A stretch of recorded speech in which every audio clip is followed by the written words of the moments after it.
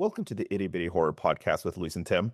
In this podcast, we discuss everything from horror movies to the scariest tales out there with a little teeny tiny touch of jingle jangle humor. It's Luis and Tim with Itty Bitty Horror. Yeah, Tim, what did you Yeah, think of our yeah. little what did you think of our little jingle? Our new jingle. I like that jingle. I think it's a good step for us, isn't it, to finally have a jingle? Yes, we finally have a jingle, and we want to thank Gail Gallagher, who was the one who created the jingle for us.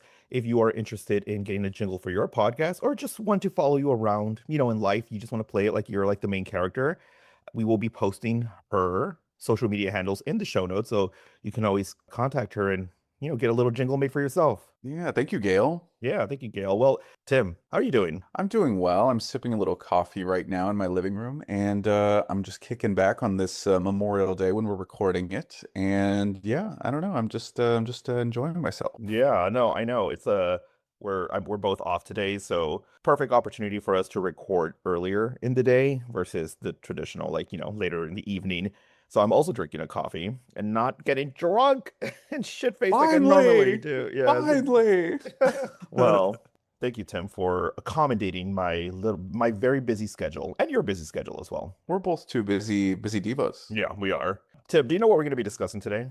No, I have no idea. Well, Timmy boy, today we're gonna go into Reddit and dig through the crevices and try to find like the creepiest, story. And keep in mind some of the stories posted on No Sleep, I'm pretty sure they're fictitious, they're not real, or are they? Oh, that's the question. That's the question you should ask yourself, listeners. But we're digging into the No Sleep subreddit to be exact, and we have a story for you that's going to have you gasping for air and clutching your nards. Clutching your pearls as well. Imagine clutching your pearls and your nards at the So same you have two time. hands. Yeah, exactly. Well, we're going to be discussing one man's horrific story of flying a red-eye flight from New York to LA. That's what, like 6 hours or so? New York to LA, yeah, that's about 6 hours. Yeah, well, not in this case. Oh, And his experience being on the plane lasted over 2 months, nonstop, no layovers, baby. oh my God. Okay, we had an episode in the past where we talked about airplane horror stories and we went a little bit into our own traumas about flying and whatnot. But like for me, and I'm pretty sure for you, maybe not, I don't know, but listeners, I don't know how you feel about flying, but for me, every time I book a flight, I always have to have a layover, a short layover, because I just can't stand being in the air for more than like 2, 3 hours at a time. And when I go to the East Coast to visit Tim, I always like stop in Utah or stop somewhere closer, anywhere. I just can't do a 6 hour flight.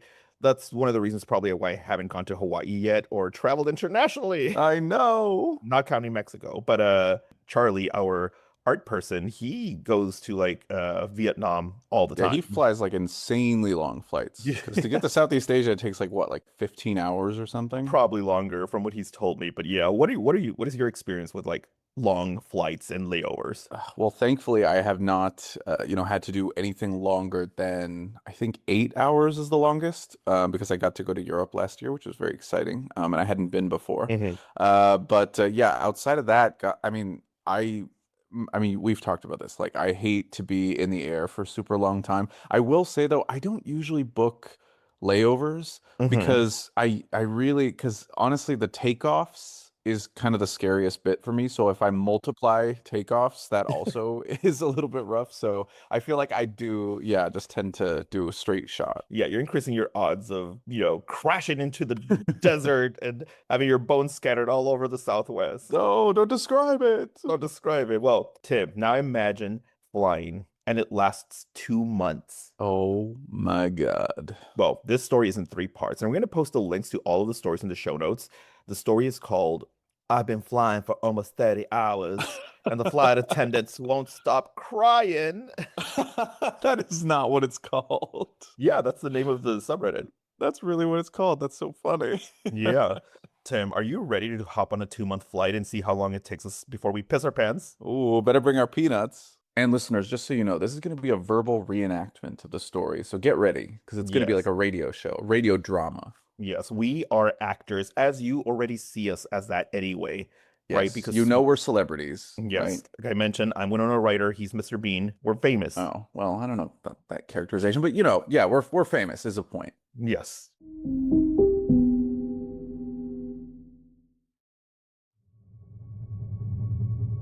30 hours ago, I hopped on a late-night flight from New York heading to Los Angeles. After boarding, I saw that I had an entire road to myself. Takeoff passed without incident, and soon I was stretched out for a nap across the row. I slept for hours. I don't know how long, but I woke up to some severe turbulence. It's possible that the lights in the cabin went out for a moment, but I was so disoriented that it's hard to say. I checked my phone to see that it was 4:03 a.m., which I figured gave me about an hour until we landed. When I looked out my window, I was shocked to see nothing but wide open ocean. My jaw dropped. There's obviously no ocean between New York and Los Angeles. I hit the button to call the flight attendant, and I spent the next few minutes racking my brain for a lake that could have been possibly big enough to explain what I was seeing. I jumped when the flight attendant flipped off the light. She was grinning from ear to ear, and tears were pouring down her cheeks. How can I help you, sir? I froze for a moment at her reaction, before deciding to just ask my question. Where are we? Why does it look like we're flying over an ocean? She wiped her cheeks to clear the tears, still grinning wildly. Sir, we'll be landing in about an hour. Oh, okay, thank you, I said. After she left, I checked the clock on my phone again. 4:03 a.m. blinked back at me. It hadn't changed. I had to have been waiting with my call light on for at least 5 minutes. How was it possible that it hadn't changed at all? I opened up my laptop and saw it too displayed 4:03 a.m. I pulled out my phone. I started the stopwatch in the app and spent the next 2 hours looking back and forth between the clocks, waiting for them to change. They never did. I tapped the shoulder of an older woman sitting in the row ahead of me. She looked back, an annoyed expression across her face. Yes? Do you know how long it is until we land? I asked. She narrowed her eyes. That flight attendant said it would be about another hour. I shook my head in confusion. That flight attendant? We talked almost 2 hours ago. We should have landed already. She stared at me as if I was crazy. I was going to continue to try to convince her, but I felt a hand on my shoulder. I spun to see a male flight attendant grinning down at me, tears pinging off his cheeks onto my shoulder. Sir, I'm gonna ask you to calm down, or I'll be calling the captain. I told him that wouldn't be necessary and sat back. He removed his hand and stepped away. The flight attendants continued to stop by every few hours, offering meals. My stopwatch continued to tick up and is now telling me that I've been on this plane for more than 30 hours. I've explored all of coach and tried talking to some of the other passengers, but they've all told me that they're expecting to land in an hour or so. Around 3 hours ago, I tried getting into first class. I made it past the curtain, but was escorted back by 2 grinning flight attendants. Their grip on my arms were like iron. Sir, the seatbelt sign is on. Please remain in your seat with your buckle fastened. We'll be landing in about an hour. I'd just about given up hope when a woman came down the aisle dressed in a business suit. She didn't look at me or slow down, but she dropped a piece of paper onto my tray as she made her way to the bathrooms at the back of the plane. I shot a look around before unrolling it. It said, "Are you stuck too?" I pulled out a pen and wrote, "Yes, it's been 30 hours." I folded the scrap of paper up and set it on the tray closest to the aisle. She left the bathroom and picked it up as she passed. It's been 20 minutes since then. I don't know why, but I don't think the flight attendants would like it if they knew we were talking. It doesn't matter. I have to do something.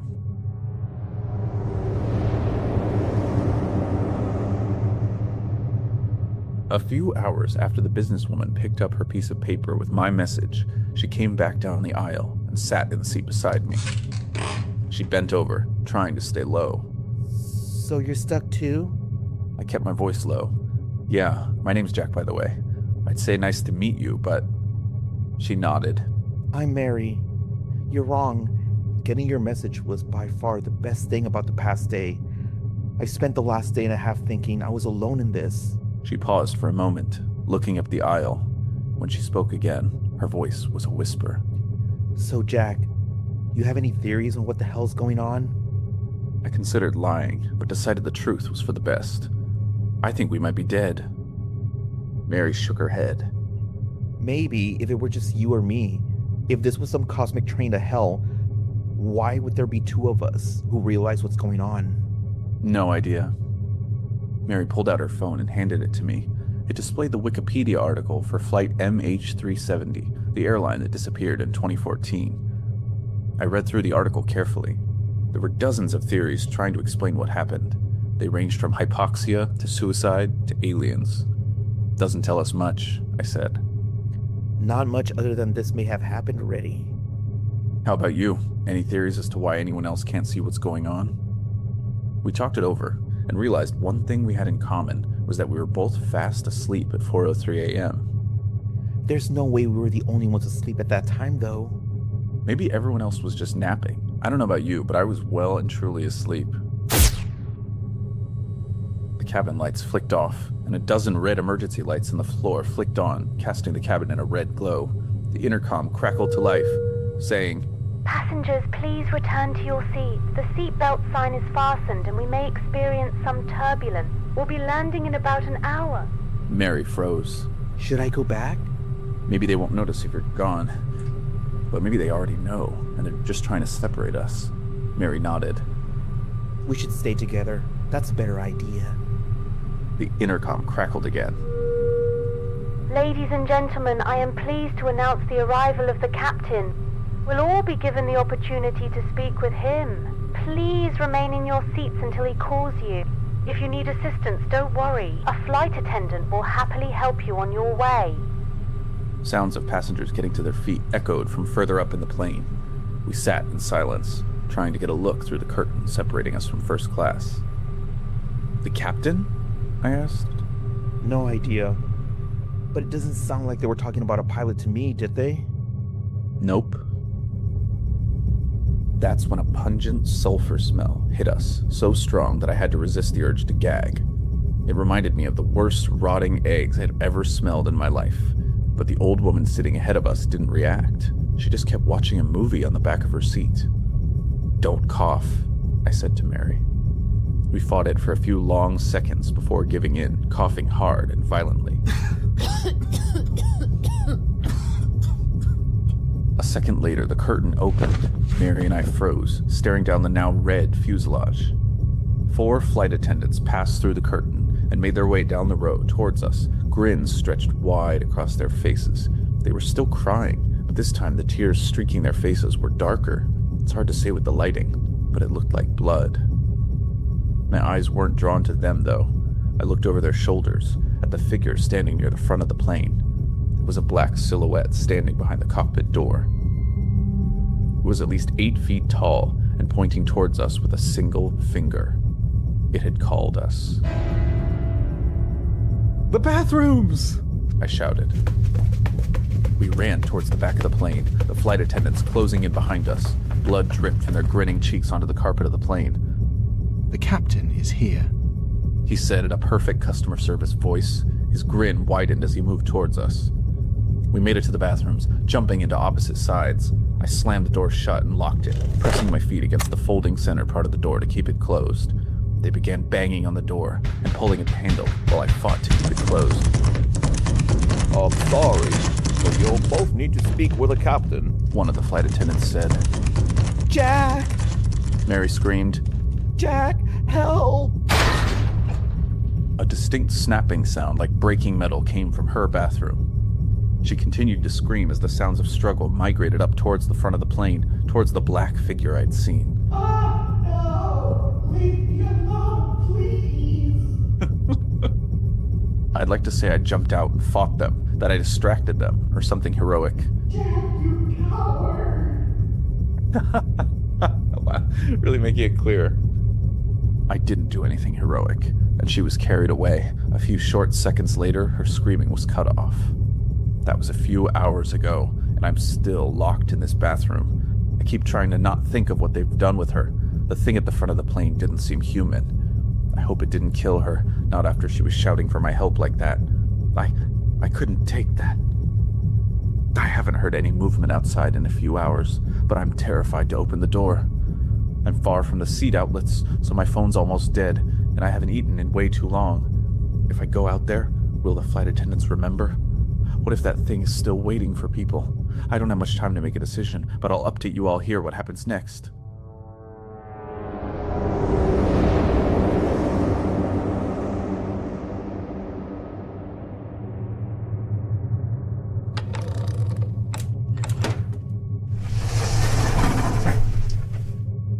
After another dozen hours or so, I opened the bathroom door. The lights in the cabin were back to normal, and I couldn't smell any sulfur.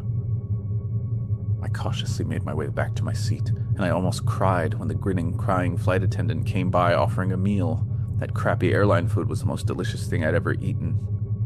When I'd finished, my mind immediately turned to Mary.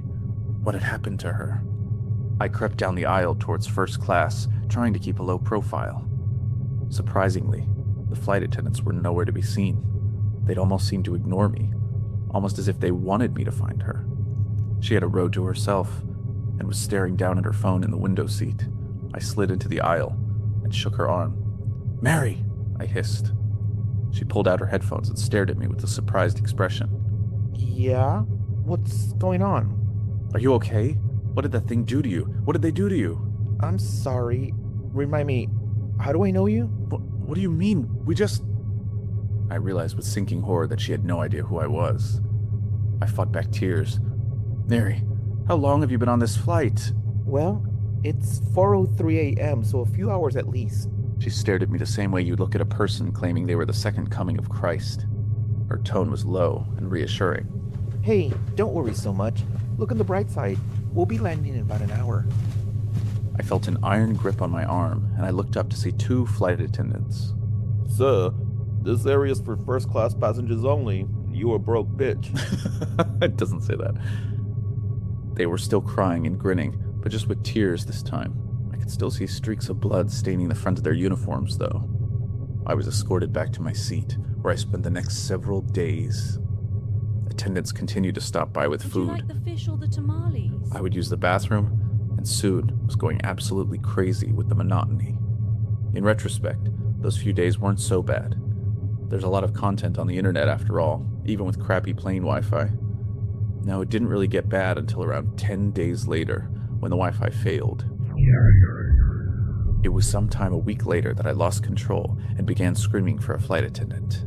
They didn't come for several minutes, but eventually one did. Just let me see the captain."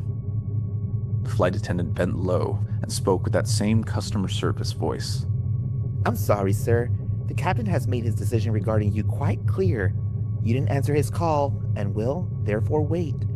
"How long?" Quite a while, I'm afraid. Don't worry, though, sir.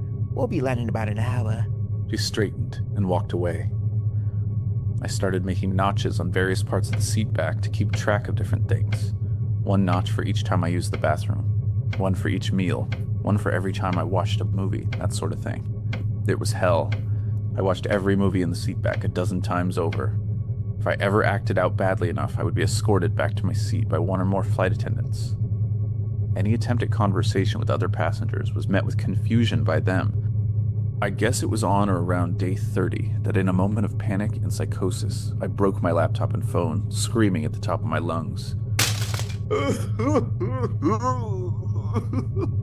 No one around me reacted in any way. 2 months later, I stunk. The muscles in my legs were tight and cramped constantly. I finally concluded that suicide was my only option after my 128 rewatch of Thor Ragnarok. I got to my feet and limped toward the emergency exit. I knew normally the pressure inside the airplane forced the doors closed, but I figured that nothing about my situation was normal. If this didn't work, I'd find some other more painful way to go.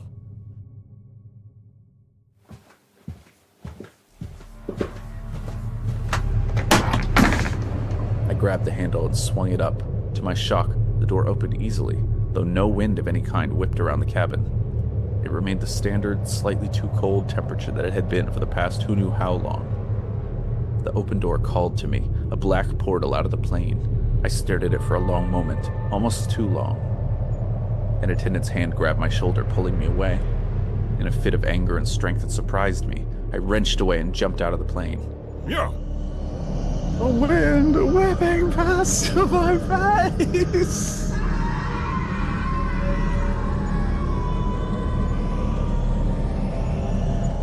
The wind whipping past my face was almost magical, a new sensation after so many months of the same. The ocean below me grew closer and larger, and I realized that suddenly I didn't want to die after all.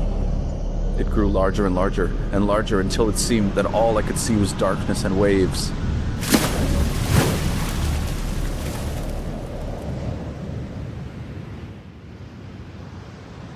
I impacted the surface of the water so fast and hard that my entire body jerked around in the seat. I pulled my hand back, sucking at my bruised knuckle. I'd hit it on the seat in front of me. "No," I whispered, then shouted, "No, no, no!" The flight attendant ran down the aisle, kneeling beside me. Are you okay, sir? I clenched my hands into fists, almost swinging at her, but then I realized she wasn't grinning. She wasn't even crying. To be honest, she looked a little scared of me. I reached my hand down to my pocket where I could feel my now unbroken phone. 4:04 a.m. Sir, if you can calm down, we'll be landing in about an hour. My mouth tasted like ash. "Thank you," I managed. I will. I stared unblinking at my phone. It now displayed 4:05 a.m. Then I looked out my window and began to cry at the sight of city lights below me. We did land in about an hour. I can't even begin to explain why or how, but I'm currently sitting in an airport cafe typing this out. I'm free. I'm out. And I'm never going flying again.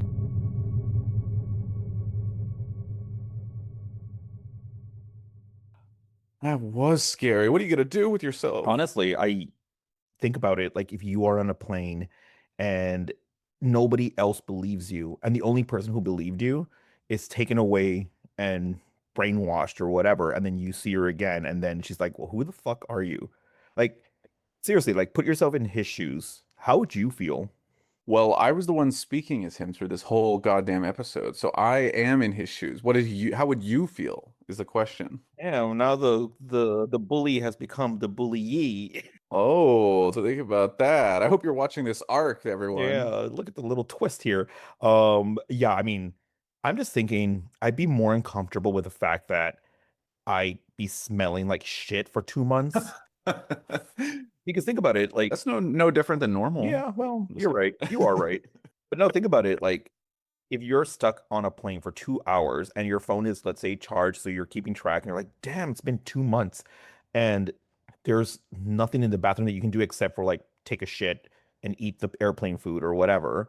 But Yeah. everybody else, to them, they're not experiencing what you're experiencing. So for them, they're just like, oh, it's my it's my 6 hour flight. I'm still fresh. But you're stuck on the plane for 2 hours, going crazy, smelling like shit, and then you run out of movies to watch. There's legit nothing for you to do. Imagine, and let's say you weren't thinking about throwing yourself off of the plane, right? Yeah, that's pretty extreme. I don't think I'd ever get to that conclusion. Yeah, but then what would you do? I don't know. You know what I'd probably do? I'd probably try to come up with games. So I'd try to like bowl. I do bowling down the aisle for a while. Yeah. And then maybe I would come up with different names for each person in the cabin, and I would go by them and I would act like they were the characters that I'd come up with. Yeah. And I would just see how much I could like mess with those people because they're acting weird anyway, so might as well just act weird back. Yeah, they wouldn't realize. You know what I would do? I would just walk up to somebody who's like, "Is anybody here a piano teacher?" Are you having a piano emergency in this scenario? Yes, and the lady turns to me, he's like, "I actually play piano and I brought my keyboard with me." And then I'm like, "Oh, can I practice?" And then she'll be like, "Sure." Oh, And then sure, I guess I'm gonna have to charge you. And you're like, nah, what the hell? We're on this flight forever. exactly. And then every day I just go up to her and I'm like, "Oh, it's my first lesson." And she's like, "Okay, free discount on the first day." I'm like, "Okay." And then I would And then you like impress her Yes. at the beginning because you know a little bit. Yeah, I know a little bit. And then eventually by 2 months, I'd be like, "Give me your damn keyboard, bitch. Let me show you how it's done." And then I'd be like, I turn into Bill Murray from Groundhog Day. Or Beethoven, I was gonna say. No, I'm probably not good enough. It's only 2 months. Yeah, I'll turn into Bill Murray in Groundhog Day. Yeah, so I think that's what I would do. That's a really good plan, actually. Yeah. Oh, you know what else I would do Hmm. too? I would keep coming up with different scenarios. So like every time the flight attendants want to give me food, Yeah. I would like request more and more fanciful meals that I know they don't have, and just see how bothered they get by It'd it. be like, "Ugh, this motherfucker requested lobster again, and the only thing we have here are cockroaches." Yes. Or I'd be like, I would like the baked Alaska, please, a la mode. And they're like, ew, a la mode. Why would that be? And I'd be like, just do it. And then when they don't listen to you, what do? Well, then I would be like, you know what? I'm going back to my seat in first class. And they'd be like, well, you're not in first class. And I'd be like, yes, I am. God damn it. And then I would go to first class. And I mean, what are they going to do? Drag me back? Yeah, they won't. Well, then I'd go back and I would just keep doing it until at some point they'd start to get sick of me and be like, you know what? Let's let him off of this wormhole. airplane ride. Or you get so violent enough that they kill you, so that way you wake up. Well, but I just wake up. I just wake up and they'd be like, all right, we're landing. I'd be like, phew. Yeah, you wake up and it's like you're about to land, and then she goes like, you know what? That wasn't a dream, bitch, and she snaps your neck in real life. They're that annoyed with me. Tim, I have a hypothetical for you. Are you ready? All right, let's hear it. But I'm a little worried. I'm not gonna lie. Okay. It's nothing perverted. Okay, good. Let's say you're on a plane, sipping your little vodka cranberry, the way you do. Oh, yeah. Yeah, and then the flight attendant comes up to you and you ask her like, "Hey, how long before we land?" And she says, "1 more hour, sir." You're like, "Okay, sure." That's always what I'm doing. I'm always Yeah, and then it turns out to be now more than 3 hours, and you're starting to get nervous because you already know this story about the 2-month flight. And then the man next to you asks if you can open the window shade, and you do. And on the wing, you see me. You. Yeah. And I'm standing there on the wing of the plane, holding a grandfather clock and laughing maniacally. What do you do? I think I would bust out laughing a little bit first because it's just so absurd, the idea that you're on the wing with a grandfather clock. Yeah. And then I would be like, someone look, quick, look. There's this guy named Luis. He's such a weirdo. He's on the wing of the plane. There's a Look. gremlin on the plane. There's a gremlin. I wouldn't even know it's you. No, seriously. Now be serious, because I know you're joking Oh. right now. And the audience, No, the listeners want a real response from you. They want the real tea. I'm not joking. That's the real tea. That's literally what I would do. I'd be like, oh my God, Luis. I would probably knock on the window just in case you didn't see me. Mhm. And I'd be like, Luis, it's me. Look. What are you doing? I'd do something like that. Well, yeah. I mean, I would see you because I'd be laughing maniacally. What I would do is like, I would just run towards from the edge of the wing all the way to the window, Yeah. and then grab the grandfather clock and smash it, and then drag you out with me. So the normal rules of gravity and air pressure and everything don't really apply to you in this scenario, I'm guessing. And then I grab you, pull you out of the window, and then just jump with you into the abyss. And then as we're falling down, I'm gonna be like, Are we still holding the grandfather clock? no, we've already let go.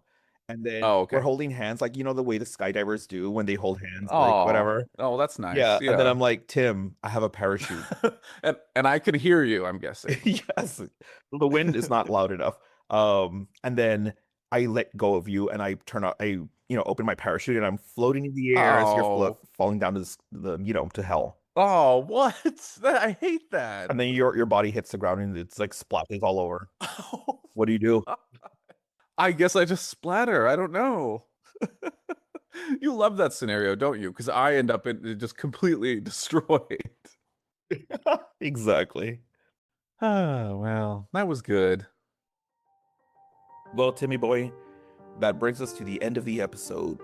What are your thoughts on today's topic, or using the No Sleep subreddit to find more spooky stories? Well, I'll tell you, I think I talked for a long time, Mhm. a long ass time here. And I hope the listeners enjoyed that aspect. And I hope they enjoyed your insanity, because clearly you got some sick pleasure out of that hypothetical question. Oh yeah, of course. I think it's okay for our listeners to see my point of view, which is I always want you in peril, but in a hypothetical scenario, not in real life. You love me in peril. That's just it's so funny to you. Yeah, of course, but only in a hypothetical scenario, not in real life. No, I get that. Yeah, that's fun for you. Yes. Well, listeners, if you enjoyed today's episode, then feel free to leave us a 5-star review wherever you listen to your favorite podcasts. Okay?